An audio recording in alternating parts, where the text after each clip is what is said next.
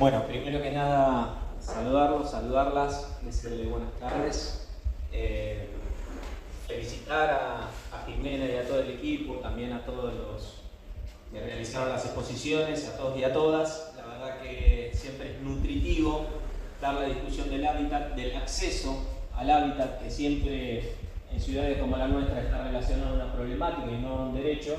Y me parece que esto aporta, es un comienzo para que la cadena, que nosotros siempre decimos, ¿no? La cadena de derechos en materia habitacional tenga un eslabón más.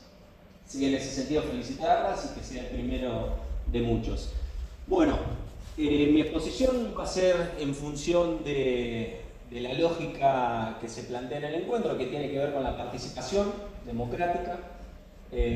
Para mí la participación democrática y para el conjunto de compañeros y compañeras del movimiento Evita tiene un significado fundacional en nuestra práctica de militante y en nuestra praxis también política. Es por esto que me pareció más que interesante proponer en función también, y aquí los veo presentes a mis compañeras relevadoras del RENAVAP, integrante de la Secretaría de Hábitat del Movimiento Evita Local, en función también del trabajo en la diaria, proponer como eje temático el hábitat popular y participativo como modelo de gestión, ¿no? Si hay algo que creo que refleja esta praxis, es un modelo de gestión, ¿sí? Bueno, a modo introductorio, me parece que si bien todas las transitamos, digamos, en el día a día, Bahía Blanca esconde debajo de un montón de caras y de nombres, digamos, algo a desmenuzar. En primer lugar, me parece que entender nuestra ciudad nos va a ayudar a entender ciertos comportamientos y a entender también cuáles son las fortalezas y las debilidades que tenemos aquí en la ciudad. Es una ciudad de 335.000 habitantes, corresponde a el partido que lleva su nombre, digamos, el partido de Bahía Blanca.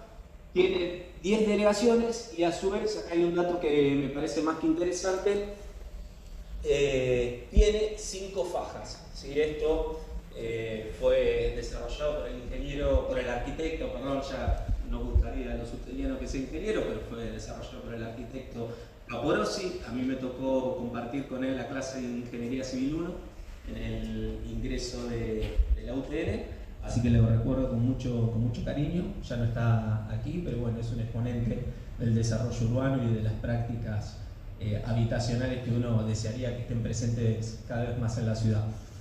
Esas 5 fajas son unidades territoriales, de las cuales ya hablaré más adelante.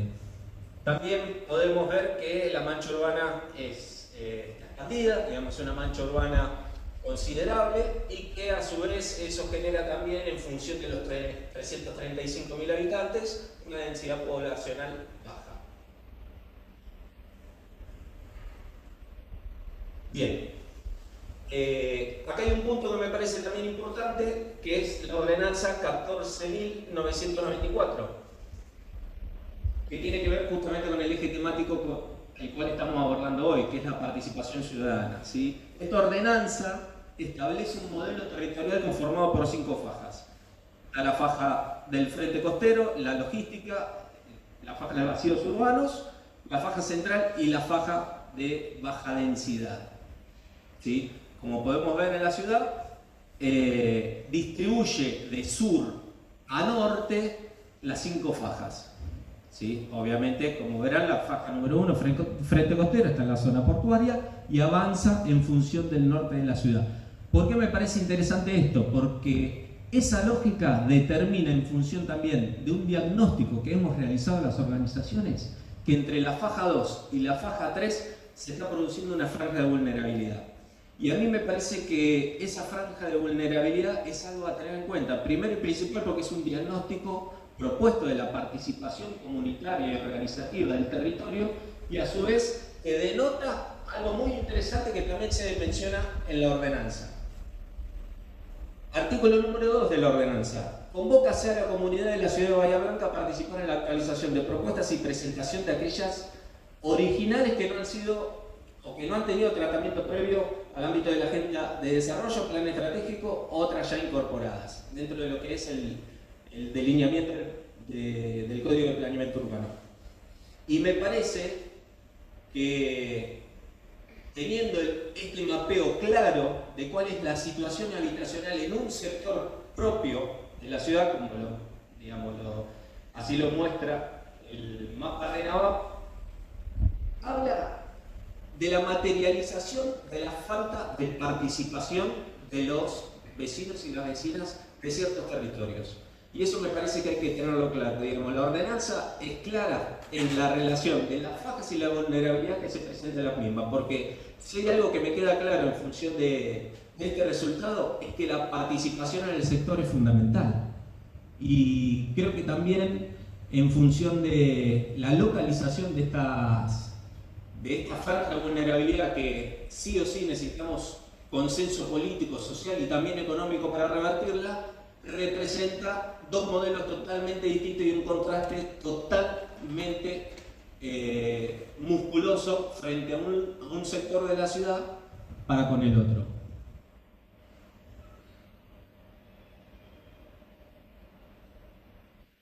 Me parece también importante mencionar en ese sentido la otra cara de la participación. Ya sabemos que la ausencia de la participación en función también de una distancia entre el Estado, en este caso local, y la gente, lo que genera franja de vulnerabilidad. Pero por el otro lado tenemos una línea histórica de la participación política, el avance de los sectores populares frente a conquistas que se han desarrollado con mucho trabajo, muchas convicciones y con mucha lucha, ha generado aquí en la ciudad, pero a lo largo y a lo ancho de la Argentina, un contexto de, como bien dije hoy, cuando arrancaba la exposición, un engranaje más de una cadena que esperamos que sea cada vez más grande, ¿no? En el 2013, y acá está la foto del senador Ancona, compañero, en ese entonces senador de la provincia de Buenos Aires, del movimiento Evita, en la sesión de la aprobación de la Ley de Acceso Justo al Hábitat en el año 2013. En el año 2016 se produce una movilización masiva llamada Los Cayetanos, con una bandera de lucha clara que eran las tres T: tierra, techo y trabajo. ¿Sí? Los Cayetanos están representados en lo que es Barrio de Pie, la CT y también la CCC, la Corriente Clasista y Combativa. En el año 2016, luego de esa lucha frente a esa bandera tan necesaria en nuestro pueblo, que son las tres T, tierra, techo y trabajo, se realiza por primera vez en la Argentina el Censo Nacional de Barrios Populares. ¿Sí? Ese Censo Nacional de Barrios Populares fue llevado adelante por 13.000 compañeros y compañeras, muchos de ellos, la gran e inmensa mayoría de ellos vecinos y vecinas residentes de barrios populares, que pasaron casa por casa de los sectores más vulnerables y con mayor profundidad en las deficiencias habitacionales de la Argentina, y le pusieron un rostro a esa familia, y le pusieron un nombre. Eso, luego en el 2018, porque hoy escuchaba hablar un poco del proceso de lo que fue la Ley de Barrio Popular. Bueno, en el 2018 la CETEP presenta, frente a ese diagnóstico un año anterior recompilado, la ley 17.453 que le da lugar a la ley RENAVA, creando así tanto la SISU como la FISU. Punto no menor, en el año 2020, y esto también es importante porque recién mencionaba que la problemática habitacional no se soluciona solamente con un consenso político y social como fue la ley RENAVA, sino también tiene que haber un consenso económico. Y es ahí que la Administración Nacional del gobierno de Alberto Fernández determinó en el año 2020 que el aporte extraordinario a las grandes fortunas tenía que ser adjudicada a la integración de los barrios populares. Esto significó un gran aporte económico para la integración de los barrios populares, ya que el 15% de ese aporte fue destinado justamente al FISU. Por otro lado, en el año 2021, y voy a ir acelerando porque evidentemente estamos cortos de tiempo, se relanza el RENAVAP, ¿sí? Y acá es importante porque tengo en primera línea a las compañeras y compañeros que a lo largo de cada una de las semanas van transitando en los barrios populares, le van otorgando ese derecho que tanto nos costó en la calle, que tanto nos costó también en los ámbitos legislativos, y que a su vez, digamos, en la diaria notan que las profundidades quizás se van haciendo un poco más grandes, pero cada vez hay más vecinos y cada vez hay más vecinas en la ciudad de Bahía Blanca que tienen este beneficio, como decía la compañera por ahí, de seguridad en la tenencia, que tanto costó, pero que a su vez, como les digo, tanto nos enorgullece, porque la verdad es que si hay algo que hay presente en Bahía Blanca, producto de esa franja de vulnerabilidad y falta de gestión, esa ausencia tanto en la seguridad en la tenencia como en el acceso a los servicios, ¿no? Aquí, como podrán ver, están expuestos algunos de los barrios que se hicieron: Miramar, Evita, Rosario Sur, Saladero, Barrio Chino, Portal del Este, Carlos Gardel, 1810, Villa Buenos Aires y Estación Aguara, completando un total aproximado de 2.000 familias alcanzadas por esta política habitacional aquí en la ciudad de Bahía Blanca. En el 2022 se reformula la ley, esto fue un avance muy importante para la ley de barrios populares, y dato no menor, del 2019 al 2023 los proyectos de obra temprana de la silla en Bahía Blanca, más barrios, Saladero, Costa Blanca y Caracol, superan los 300 millones de pesos en materia habitacional para la mejora cualitativa de los vecinos y las vecinas en la ciudad. Hábitat popular, un modelo de gestión, diagnóstico, planificación y producción. Aquí me voy a encuadrar en la tarea que la compañera que desarrolló este encuentro me proporcionó, que era el proyecto de obras tempranas más barrios. Acá sí voy a hacer buena letra, así que lo voy a mencionar. Es un proyecto del cual nos pone más que orgullosos y que para nosotros, a pesar de que es un modelo que identifica un modelo de gestión, es el más ambicioso de la ciudad y a la vez nos tiene y nos pone en ese lugar de la responsabilidad de llevarlo adelante, justamente como lo que mencionaba, un modelo de gestión. Entonces, en ese sentido, tuvimos dos aristas. El primero fue pensar la intervención desde el conjunto de la ciudad, no solamente desde el barrio. Entonces, en primer lugar, vimos cuál era el panorama de los barrios populares. Aquí tenemos un registro y un panorama del barrio más barrio desde su individualidad, ¿sí? El más barrio tiene 226 familias y 230.000 metros cuadrados de densidad. Por más barrio, un poco en función también de la lógica de participación, esto se nutrió en función del diagnóstico. Sí, creemos que el diagnóstico, para que sea representativo, debiera ser participativo. Entonces, en ese sentido, organizamos, en función también de la Secretaría de Hábitat y de la organización entera del movimiento Evita, instancias participativas. ¿Por qué? Para saber, en primer lugar, qué características debiera tener la obra y, sobre todo, qué identidad tendría que tener la obra, ¿no?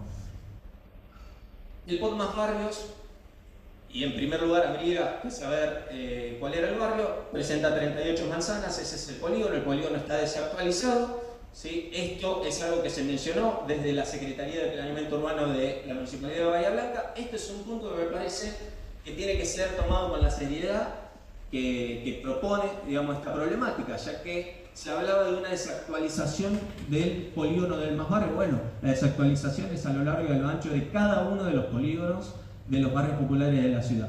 Me parece que estas instancias participativas tienen que generar esos impulsos cambiantes tanto en las organizaciones como puntos a mejorar, como en los gobiernos locales, y creo que es una linda alternativa que debiera plantarse, una linda semilla que debiera plantarse y regarse a partir de esta jornada, que es que la ampliación de los polígonos lleva más derechos a cada uno y a cada una de las vecinas que integran ese barrio, y a su vez, ¿quién mejor que el gobierno local a través de su equipo técnico para llevarlo adelante, ¿no? Ya para ir cerrando, me quedé sin tiempo. Otro de los diagnósticos que nos arrojan es la actividad laboral que está presente en el barrio, ¿no?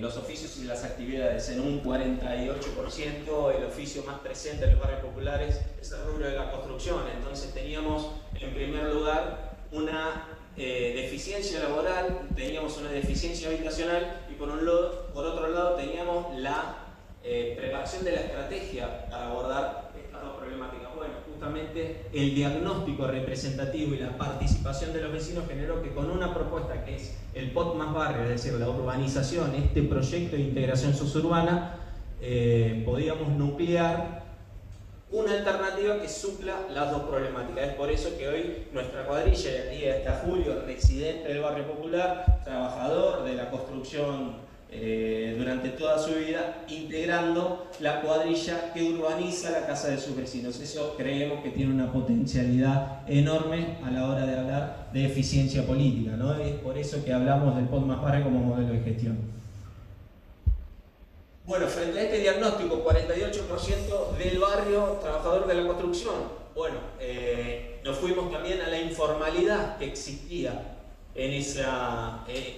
digamos, en el rubro de la construcción dentro del barrio. Nos encontramos que el número también era representativo y grande. Entonces, ¿qué es lo más viable que podemos hacer frente a este diagnóstico? Bueno, mejorar lo existente. ¿Cómo mejoramos lo existente? Establecimos mecanismos que valoricen ese trabajo, que abandonen la precarización y que abandonen la informalidad, creando instituciones que lo hagan. Es por eso que aquí se presenta el rol de la cooperativa 7 de agosto y que obviamente también, como aquí demuestra la foto, no solamente son personas y compañeras y compañeros que están contentos, sino que el 60% de la cuadrilla de construcción son de mujeres albanilas y eso también es importante siempre reconocerlo. Para finalizar, y acá ya termino, la intervención del POT más barrio es la intervención en cuanto a materia de integración sosurbana más musculosa que está presente en ejecución en este preciso momento. Son 176 conexiones intradomiciliaria, intralote e intradomiciliaria de luz. Seguridad en la conexión. Nosotros nos encontramos con que si bien hay ausencia de cloacas, hay ausencia de agua, hay ausencia también de un mecanismo de gas natural, de acceso al gas natural, la luz ponía en riesgo la vida de los vecinos y las vecinas. No era digamos, sorprendente encontrar con que algún vecino o otra vecina corría riesgo de vida, se le incendió la casa. Esto nos lo contaban justamente los vecinos. Entonces una de las aristas que encaramos fue justamente esta, la de velar por la instalación segura y normalizada de la conexión eléctrica, y a su vez también nos encontramos con que los vecinos y las vecinas cada vez que llovía no podían salir de sus casas. Entonces era evidente que lo que había que poner era dignidad, era poner un piso de hormigón para que justamente sean los vecinos del sector quienes puedan transitar y recorrer el barrio, ya sea hacia una parada, ya sea una unidad sanitaria, ya sea a la escuela, en un piso de hormigón, y poder esquivarle al barrio que tan presente se hace en los barrios populares. La obra termina con plantación de arbolado urbano, según el plan, y 43 cestos de residuos, algunos comunitarios, otros individuales. ¿Cuál es el verdadero desafío, entendemos, de la participación? Efectivamente, creo que hay una lógica que tenemos que diferenciar, que es la participación genuina, la verdadera, la democrática, versus las convocatorias que a veces se hacen para legitimar las acciones, que con muy buena voluntad fueron pensadas, pero siguiendo lógicas y normativas ajenas a la realidad del territorio. ¿No? En materia habitacional no tenemos ninguna duda que la verdadera transformación se genera desde adentro hacia afuera, desde la periferia al centro, y con un claro protagonismo popular. Muchísimas gracias.